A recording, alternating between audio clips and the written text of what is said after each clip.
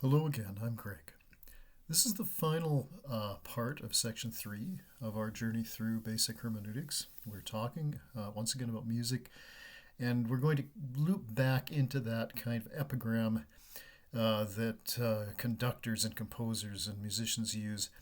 That idea that we feel the music before we understand it, feeling before understanding, which might apply to art in general, but especially and specifically to music. So, in this sort of conclusion, we will take a look at that. We're also going to ask the question, well, why this music, the type of musical works that we've talked about previously. And then, of course, we'll introduce the fourth and final part of our journey, that is the interpretation of the world itself. Not only the social world, but what phenomenologists call the life world, which is the world of symbolic forms and other kinds of more abstract things that give meaning to culture and tradition and link us together, even though we have, as individuals, disparate experiences as we go through the day to day. But for now, let's complete our sense of what music is about and how we encounter it. We've reached this moment, wherein music not only comes home to its very sources, that is, the worldly confrontation between consciousness and cosmos, but at once the encounter of personhood with all that transcends it. I glimpsed the shared soul of my own humanity. Music has enabled itself to gather together, and in perennial fashion, all such sources as defy not only future life but also the futurity of being.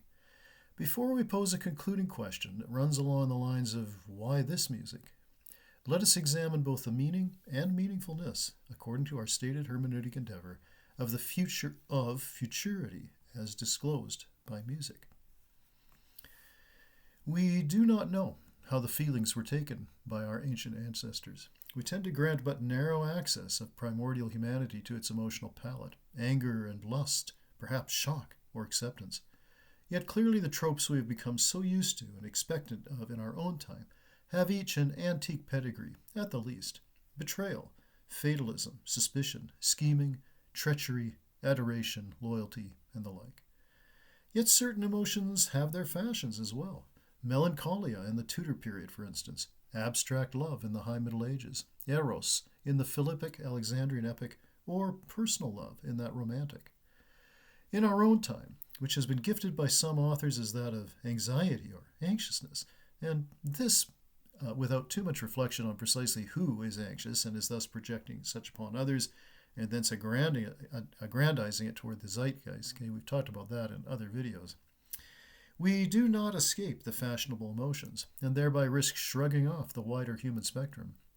This concentration upon what everyone must feel, as dasman, may indeed be the source of our dim view of the emotions of our most distant forebears. We shall have more to say upon this problem of interpretation in the conclusion, but suffice for now to note that it is through music that feeling gains both the shared traction of a social experience as well as the sense that it itself could be the source of finer insight. Now, just here, this is important because it's just at this moment where vision and the visionary cannot accomplish those two things. Okay? Music gives us a sense that something has been shared and profoundly as a social experience, as well as a human experience, as well that the sense that music itself could be the source of this insight or this epiphany. Visions are notoriously difficult to communicate, and indeed, as William James has said, they have authority only over the one who has experienced them, and absolutely none over anyone else. So music kind of short-circuits that problem. It moves around it, and we've seen already a little way how it can do so.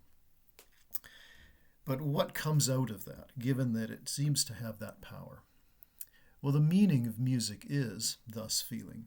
To interpret music's meaningfulness, then, would, by definition, involve us in attempting to understand the feelings which seem to surround it, as well as our own emotional reactions thereto.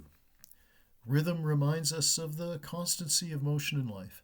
Even when we are at rest, yet somnolent, the heart continues to beat and the blood flows. Our breath, however sibilant, cycles on its own, and the remainder of the proprioceptive devices of the human creature perform without break, or unless break down.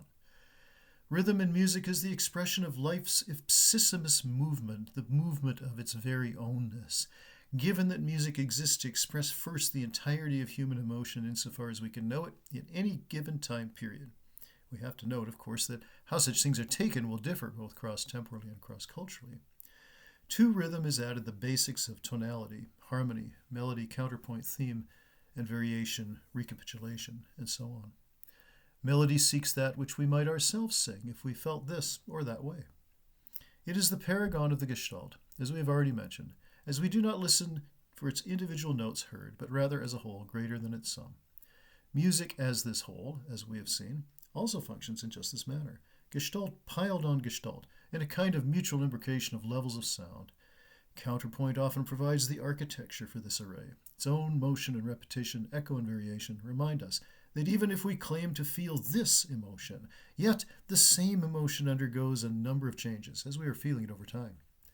The famed mourning sequence that runs from denial to acceptance, through anger and grief, certainly presents to the living a gamut of radically different emotions, and yet its gestalt can still be expressed as a single phenomenon. Even emotions usually reserved for the most profound experiences may find themselves available in much more mundane contexts, pending the associations we make of them to other events. The first lunar landing prompted some expressions acknowledging the sheer awe of the trip from the astronauts upon returning to Earth.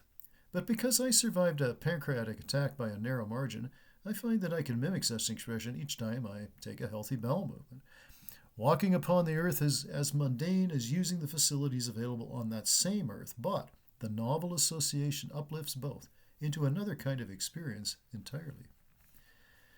This then is the function of music, to make meaning meaningful by calling to our consciousness the deepest of associative events. By itself, music does not reach into our psyche without we ourselves having enough and varied experience to recognize its proper meaning. Music has meanings of its own, yes, but cannot by itself generate what is specifically meaningful to myself or another. What is quite conscious is the call to conscience made at us by music. I use this more neutral and abstract manner of speaking because we are not at all conscious of this first moment of encounter, and the composer knows this, for why then would he repeat this phrase or that, provide theme and variation, excite our attention by the presence of a fuller instrumentation, or its relative absence? The musician, too, is aware of this, though not as formally as is the composer, or, for that matter, didactically, as with the conductor. The musician endows the music with her own emotions, which may not be precisely those of the composer or that of the listener.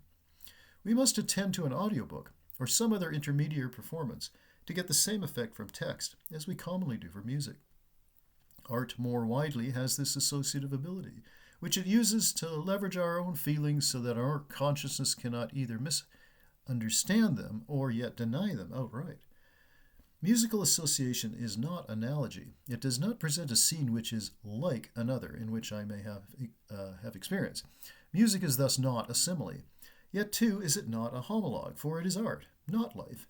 So the metaphor I encounter first is but passing. I am to be led into a realization which places me within the musical context as a person like myself. If anything, the associative power of music brings me into its fold before I can begin to make my own associations between emotion and sound. And its wings are not only capacious in their breadth and volume, but are always already in flight.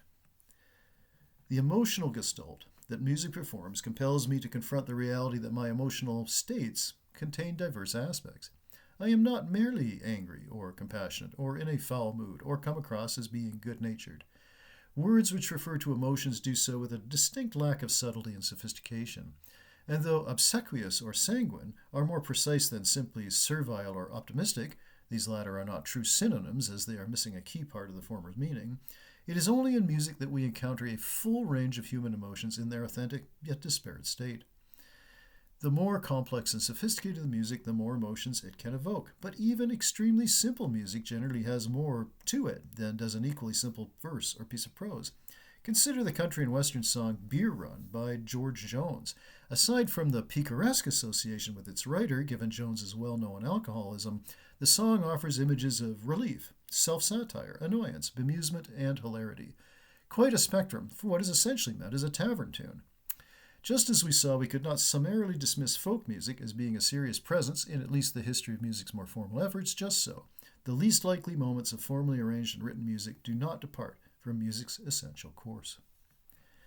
If we add to tonality lyrics, not only do we enable the specific word-image associations we are using from text and text analog, but we also make the deeper connection with the human voice itself, its presence denoting the presence of humanity in a living reality and not merely in that aesthetic abstraction music by itself can tend toward. Lyrics are themselves often wordplays, even cliches, but we are meant to take them rather more at face value, the more immediate or even rootsy that they may be. It is difficult to misplace the intent of a song like I Want to Fuck You Like an Animal, for instance, whereas We Stand Surrounded by a Million Years has a bit more mystery to it, and thus instantly involves us in interpretation, which we then base upon the song lyrics as a whole, the kind of music that accompanies them or interacts with the vocal line, and the like. We are now leaning into part of our response to the question, why these works? Note that all of them are, if not vocal works, contain a good deal of singing, and thus lyrics. We take such musical works as the more whole, somehow more representative of the entire condition of human emotion, and even to a certain extent reflection, pending the scope of the word imagery present, and thus musically more available, not only to the associative logic connecting experiences, but as well simple enfranchisement of potential listeners. Mahler does himself say of his fifth that it takes us into regions of nature and thence the cosmos, quote, where the human voice has no place, unquote. Music then has this function. In addition to making association for us through our own emotions, it portrays aspects of experience for which there is no human analog. If the cosmos provokes in us awe, we also know that this is a function of being the beings we are. We are of the cosmos, without being ourselves in any way cosmic phenomena, which thus attempted, given the stuff of galactic collisions, black holes, big bangs, and quantum multiverses, would be nothing other than laughable. It is enough for the philosopher, say, to consider himself to be a force of culture. Anything else would immediately degenerate into a farce. Yet in music we find a creation of mortal design that touches at the infinite. We cannot experience the cosmos in a grand manner, but we can listen to elements thereof. In music we are taken away from petty self-admiration, even narcissism, by the way of the realization that, unlike dreams, emotions may indeed be shared. The call to conscience is made in such a manner as to bypass both egotism and even egoism, the latter associated with the care of the self and its potential magnanimity. We might say to ourselves, if mathematics may be the language of nature, then perhaps music is its feeling. And this may also be why we associate music and mathematics so strongly. It cannot be a surprise, given how precious we feel music to be to and for humanity, that we recorded upon those gold records, sailing ever outwards on the Voyager spacecraft, a variety of music from many cultures and even time periods.